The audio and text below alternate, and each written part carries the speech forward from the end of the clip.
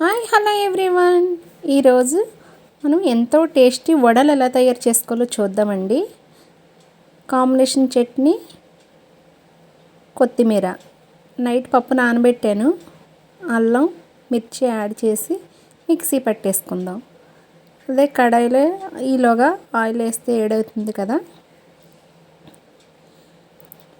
Mixie పట్టేటప్పుడే మిశ్రమము ఆ పప్పులోనే salt వేసేసుకున్నానండి. అయిపోయింది చూసారా.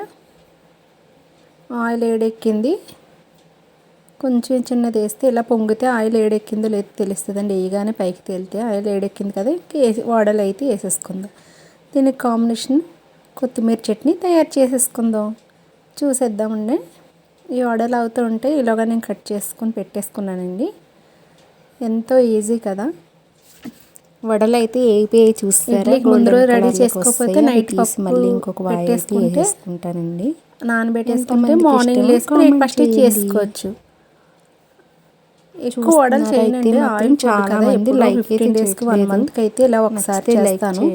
ఎప్పుడైనా చూసారా.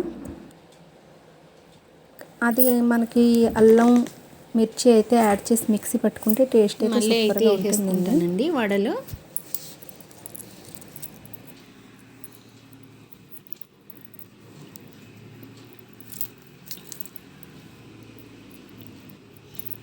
చూసారా. ఇలా మిక్సీ పట్టిన వెంటనే వేసుకున్నామంటే ఆయిల్ ఎక్కువ లాగదండి. ముందు పప్పు రుబ్బేసుకొని పక్కన పెట్టుకొని లేట్గా వేసుకుంటే ఆయిల్ అయితే లాగేస్తుంది వడలు. కానీ ముందు ఆయిల్ పెట్టేసుకొని ఏడెక్కిన తర్వాత అప్పటికప్పుడు ఆడేసుకొని మనం మిక్సీ పట్టి అప్పటికప్పుడు వేసుకున్నాం అంటే గ్రైండర్ అన్న మిక్సీ అన్న ఆయిల్ ఎక్కువ లాగవు వడలు అయితే. పక్కన పెట్టేసామంటే ఆడేసి పప్పు తర్వాత ఆయిల్ మరిగే వరకు వెయిట్ చేస్తే కొంచెం ఆయిల్ అవుతుంది. అది కూడా ఇష్టం లేని వాళ్ళు ఉంటే టిష్యూస్ ఉంటాయి కదా, వాటితో ఇలా ఒత్తేసుకుంటే ఆయిల్ పోతుంది. కొత్తిమీర అయితే చాలా ఫ్రెష్గా ఉంది చూసారా. నేను సండే తెచ్చింది ఇంత ఫ్రెష్గా ఉందో చూసారా.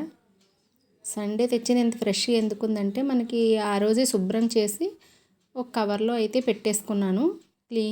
క్లీన్ చేయకుండా కొత్తిమీర బయట తీసుకొచ్చి అలా డైరెక్ట్గా పెట్టేసామంటే అదైతే పాడవుతుందండి. మనం తెచ్చినప్పుడే అది క్లీన్ చేసి చక్కగా ఏట్లకి అవి తీసుకొని కడిగేసుకొని కొంచెం ఆ తడి ఆరబెట్టేసుకోవాలి. తడి ఉండకూడదండి. ఆ తడి ఆరబెట్టేసుకొని పెట్టేసుకున్నామంటే చాలా ఫ్రెష్గా ఉంటుంది కొత్తిమీర. ఒక 5-6 రోజుల వరకు మనం ఎలా తెచ్చామో అలాగే ఉంటుంది. సండే తెచ్చాం కదా, 4 డేస్ అయిపోయింది నాకైతే తెచ్చి. 4 డేస్కి చూసారా ఎంత ఫ్రెష్గా ఉందో కొత్తిమీర. చట్నీ అయితే రెడీ చేసుకుందండి. కొంచెం చిన్న అల్లం ముక్క అయితే వేసుకున్నాను కఫం చేయకుండా. బాబుకి పిల్లలకైతే కఫం చేయదండి అల్లం మార్నింగే చట్నీలో తింటే. 2 మిర్చి అల్లం అయితే వేసుకున్నాను.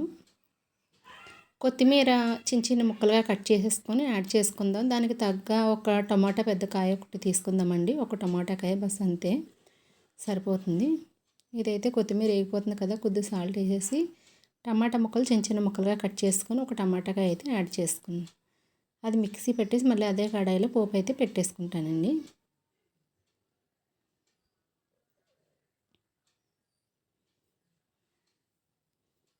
చూసారా అయిపోయింది.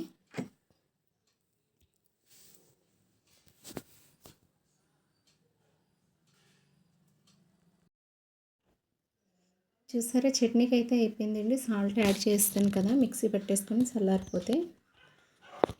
మనకి మిక్సీ గిన్నె ఉంటుంది కదండి, ఆ మిక్సీ గిన్నె కడుక్కోవాలంటే చేయి లోపలికి పెట్టి క్లీన్ అవ్వదు కదా పప్పు ఆడుకున్నప్పుడు. అది మనం ఏం చేయాలంటే మళ్ళీ వాటర్ వేసి ఒకసారి మిక్సీ పెట్టేసామంటే చూసారా ఎంత క్లీన్గా వస్తుందో. ఇలా అయితే వచ్చేస్తుంది. అదే కడాయిలో ఆయిల్ వేసి పోపు పెట్టేసుకుందాం. చట్నీ అయితే రెడీ అయిపోయాయి. ఎంతో టేస్టీ వడలు అయితే రెడీ అయిపోయాయి.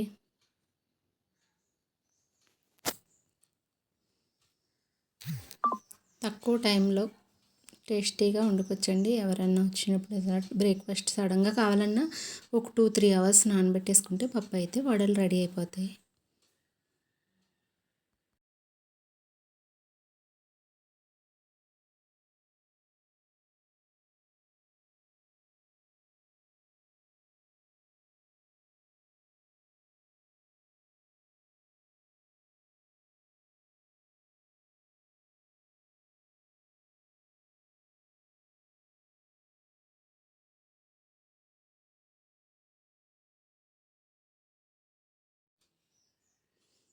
చూసారా పప్పు అయితే వేసేసుకున్నాను. అయిపోయింది. ఎంతో టేస్టీ వడలు అయితే రెడీ అయిపోయాయి చూసేసారా. Okay friends, bye bye.